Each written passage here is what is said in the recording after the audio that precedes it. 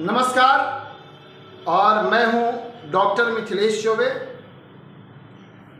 आज हमारे समक्ष कई एक संस्था का, कई एक बोर्ड का, कई एक इंस्टीट्यूट का और कई एक छात्रों का एक प्रश्न आया कि मार्केट में वेबसाइट पर एक लेटर जो है आ रहा है कि दिल्ली की एक पुरानी बोर्ड है, जिस बोर्ड के तहत ही आपको अगर रजिस्ट्रेशन है तो इलेक्ट्रो होम्योपैथिक का प्रैक्टिस आप कर सकते हैं। अगर दूसरे इंस्टीट्यूट और बोर्ड से अगर आपने कोर्स किया है और उसकी रजिस्ट्रेशन है तो आप प्रैक्टिस नहीं कर सकते।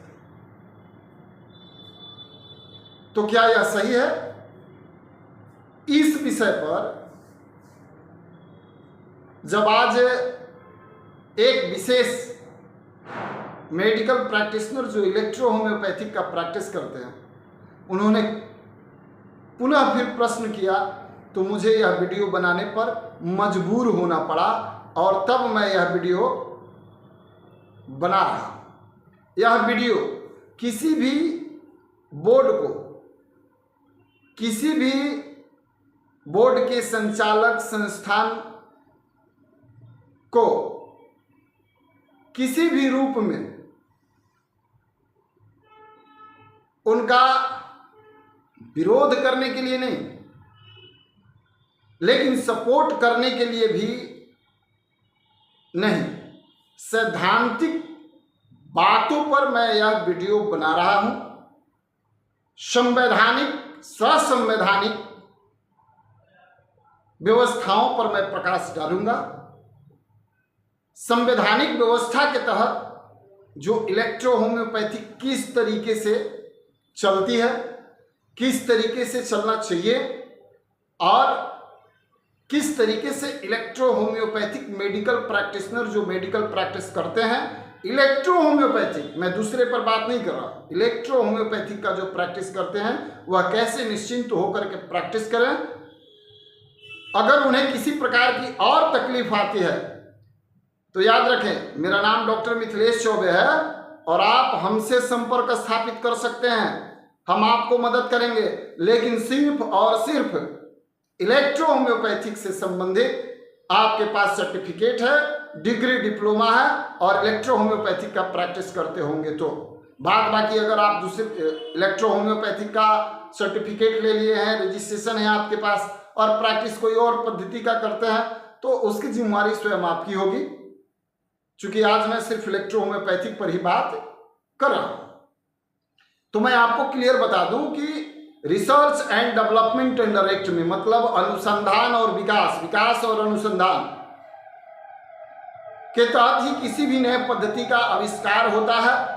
उसको मान्यता मिलने में समय लग जाता है और मान्यता पूर्णतः तब मिलती है जब जन जन तक वह औषधि पॉपुलर होकर के, मतलब नाम कमा करके लोगों के दिल में जगह बना लेती है, लोगों को लाभ देने लगती है और उसका प्रचार प्रसार पर्याप्त मात्रा में हो जाता है, तब जाकर के किसी भी पद्धति का, किसी भी पैथ का सरकार मान्यता देती है और उसे अपने अंदर एडॉप्ट करती है, माने अपने अंदर ले लेती है। उदाहरण के तौर पर आयुर्वेद पुरानी चिकित्सा पद्धति थी, लेकिन भारत में याद करिए मान्यता कब मिला, होम्योपैथी को मान्यता कब मिला? समय लगा। इसके वो अभी रिसर्च एंड डेवलपमेंट में ही, माने अनुसंधान और विकास पर ही पद्धतियां चलती थी। उसी तरीका से भारत सरकार के नियमानुसार जो डीम्ड यूनिवर्सिटी में ऑटोनोमस यूनिवर्सिटी के तहत, ऑटोनोमस यूनिवर्सिटी के तहत एक सिस्टम पर काम करने वाली जो रजिस्टर्ड सेंट्रल अंडर एक्ट में संस्थाएं हैं जो अनुसंधान कर सकती हैं, वैसी संस्थाओं के रजिस्ट्रेशन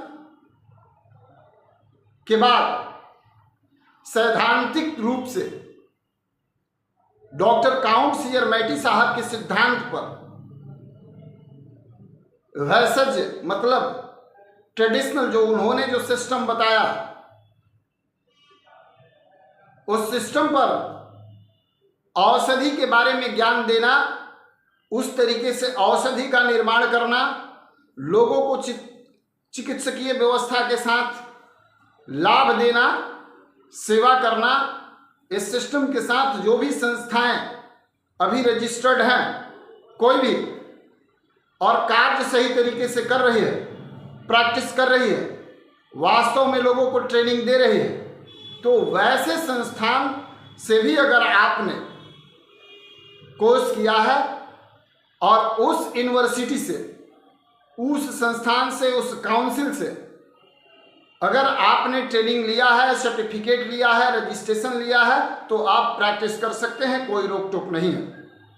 अभी भारत में कोई भी काउंसिल, कोई भी यूनिवर्सिटी भारत सरकार के माध्यम से इलेक्ट्रो होम्योपैथिक को लेकर के नहीं बनाई है।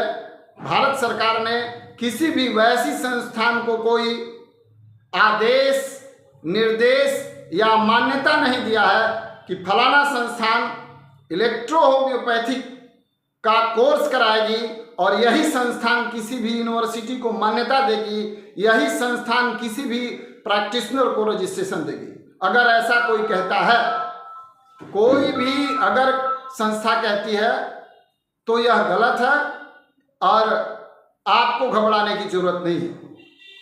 सिस्टमेटिक तरीके से जो गवर्नमेंट के, जो भारत सरकार के नियम और कानून है, इस नियम और कानून पर अगर कोई संस्थान कार्य कर रहा है, शिक्षा दे रहा है, प्रशिक्षण दे रहा है, इलेक्ट्रो होम्योपैथिक का प्रैक्टिस कर लोगों के बीच में जागरूकता फैला रहा है, लोगों की सेवा कर रहा है, इलेक्ट्रो होम्योपैथिक के विकास पर काम कर रहा है, तो वैसी संस्थान इलेक्ट्रो होम्योपैथिक का प्रशिक्षण देने के लिए बिल्कुल सही है और वो दे सकता है। और उससे प्राप्त सर्टिफिकेट को लेकर के, रजिस्ट्रेशन को लेकर के आप मेडिकल प्रैक्टिस कर सकते हैं। तो आप घबराएं नहीं। अगर आप लीगल हैं, आपकी संस्था लीगल है, आपकी काउंसिल लीगल है और आप लीगल वे में कोर्स कर रहे हैं या कोई संस्था कोर्स करा रही है और उसके साथ किसी प्रकार की कोई समस्या है और जब कोई परेशान करता है, तो आपको घबराना नहीं है। The world education medical science research जो पटना में है, आपका सहयोग करेगी संवैधानिक, कानूनी, हर तरीके से। आपको घबराना नहीं है।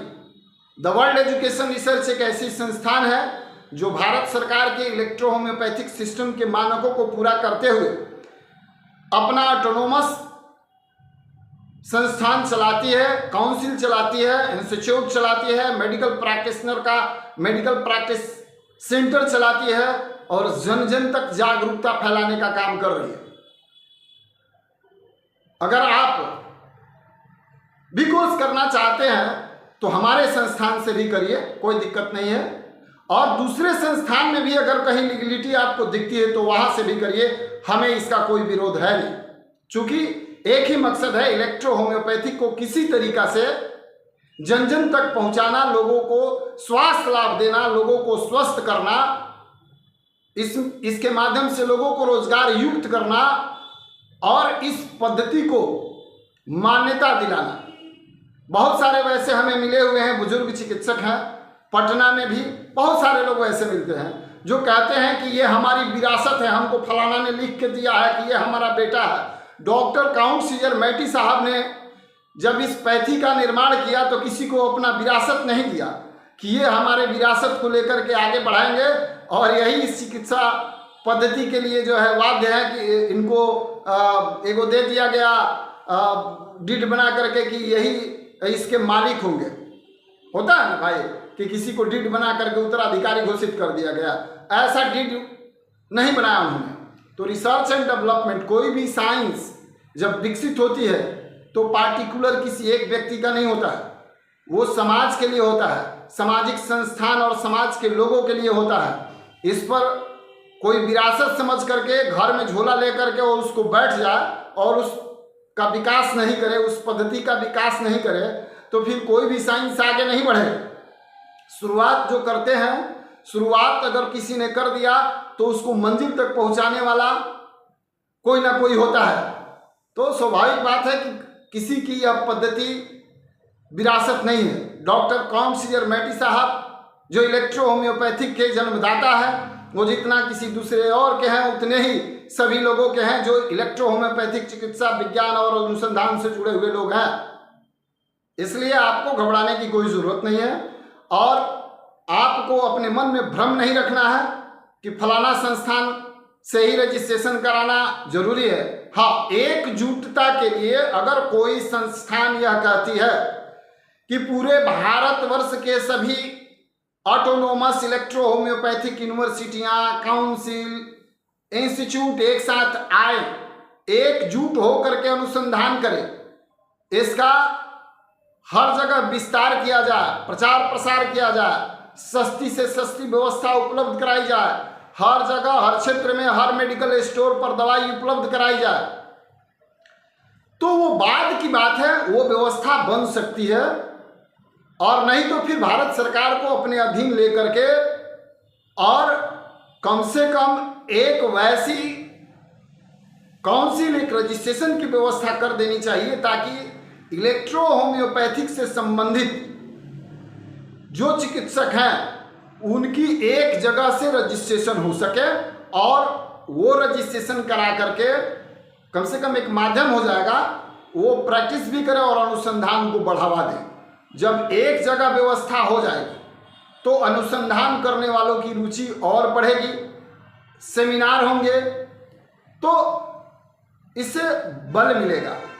किसको बल मिलेगा? इलेक्ट्रो होम्योपैथिक चिकित्सा पद्धति को, इससे जुड़े हुए लोगों को, और सम्मान में और वृद्धि होगी। लेकिन अभी वर्तमान में कुछ है नहीं, तो इस तरीके से अगर कोई कहता है तो सही नहीं है। अब रही बात किसी का विरोध करना, किसी का सपोर्ट करना, हम ये नहीं जानते। सही को सही और गलत को गलत कहना है और सैद्धांतिक बात करनी है। इंडिया में भी बहुत बड़े पुराने बुजुर्ग चिकित्सक हैं जो कईयों का दिल्ली में संस्थान है, उत्तर प्रदेश में संस्थान है, कोलकाता में संस्थान है, सभी आदरणीय है, पूजनीय है, सम्मानीय है। उनके माध्यम से भी किसी प्रकार का भ्रम नहीं फैला जाता। अगर गलती से किसी ने इस तरीके का भ्रम फैलाने का काम किया है तो ये सही नहीं है, उसको आप वापस ले लें, बेहतर होगा। सबसे बड़ी व्यवस्था क्या है? इलेक्ट्रो होम्योपैथिक के सिद्धांत को बढ़ाना हमारा मकसद है। अधिक से अधिक चिकित्सकों को प्रशिक्षित करना हमारा मकसद है। अधिक से अधिक चिकित्सक जब प्रशिक्षित होंगे, उनके माध्यम से लोगों को लाभ मिलेगा, तो स्वाभाविक बात है कि इलेक्ट्रो होम्योपैथिक चिकित्सा पद्धति को भारत सरकार द्वारा अंगीकृत कर लिया जाएगा, माने अपने यहाँ अडॉप्ट कर लिया जाएगा और पूर्णतः मान्यता मिल जाएगी। अभी research and development under act में यह चिकित्सा पद्धति चल रही है और इस चिकित्सा पद्धति का रिसर्च एंड डेवलपमेंट में जितनी भी चिकित्सा पद्धतियां हैं जो चल रही है, उस पद्धति से प्रैक्टिस करने पर किसी को रोक नहीं है। जो काउंसिल, जो संस्थान, जो इंस्टीट्यूट कोर्स को कराते हैं, उनके माध्यम से उसके जो सेंट्रल कंसर्न है, जो काउंसिल है, जो बोर्ड है, वो अपने माध्यम से रजिस्ट्रेशन प्रोवाइड करते हैं और रजिस्ट्रेशन प्रोवाइड करके चिकित्सकों को एक गाइडलाइन देते हैं और उसके माध्यम से प्रैक्टिस करा करके और उन्हें रोजगार के साथ साथ लोगों की, हर लोगों की सेवा करने का और जो अस्वस्थ लोग हैं उन्हें स्वस्थ करने का काम कराते हैं ताकि इस पद्धति का विकास हो सके। हम सब जितने लोग इलेक्ट्रो होम्योपैथिक पर जुड़े हुए लोग हैं, इलेक्ट्रो होम्योपैथिक पद्धति से जुड़े हुए लोग हैं, शिक्षण प्रशिक्षण कार्यक्रम से जुड़े हुए लोग हैं, चिकित्सा कार्य से जुड़े हुए लोग हैं, उन सबसे यह आग्रह है कि इलेक्ट्रो होम्योपैथिक चिकित्सक आपस में लड़े नहीं, आपस में मतभेद नहीं पैदा करें, आपस में किसी प्रकार की वैसी बात न करें जिससे इलेक्ट्रो होम्योपैथिक का विकास होने में और थोड़ा दिक्कत हो। अभी तक मतभेद के चलते इलेक्ट्रो होम्योपैथिक चिकित्सा का विकास जिस तरीके से भारत में होना चाहिए नहीं हो पाया। मतभेद अपने आप को सर्वश्रेष्ठ मानने के चलते एक दूसरे को भाव नहीं देना, एक दूसरे को समझना नहीं। तो स्वाभाविक बात है कि समय है, समय अनुसार एक दूसरे को साथ लाया जाता है। अगर किसी की गलती है तो उसे आपस में बैठा करके समझाया जाता है। मत नहीं मिलते हैं, देखिए व्यक्तिगत मत मिलना और व्यक्तिगत मत नहीं मिलना, ये दोनों अलग चीज है। लेकिन सामाजिक व्यवस्थाओं में समाज के हित के लिए कार्य करना यही मानवता है।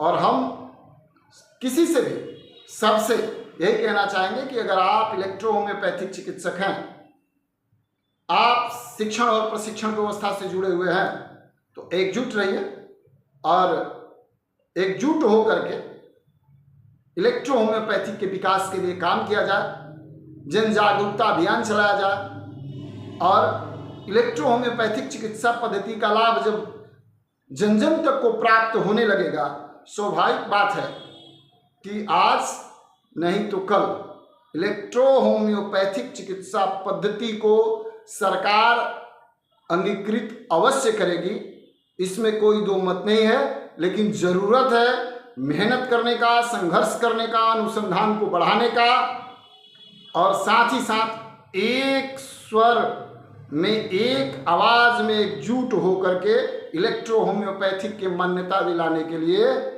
सरकार से मांग करने का। इन्हीं शब्दों के साथ आप सबको नमस्कार, प्रणाम।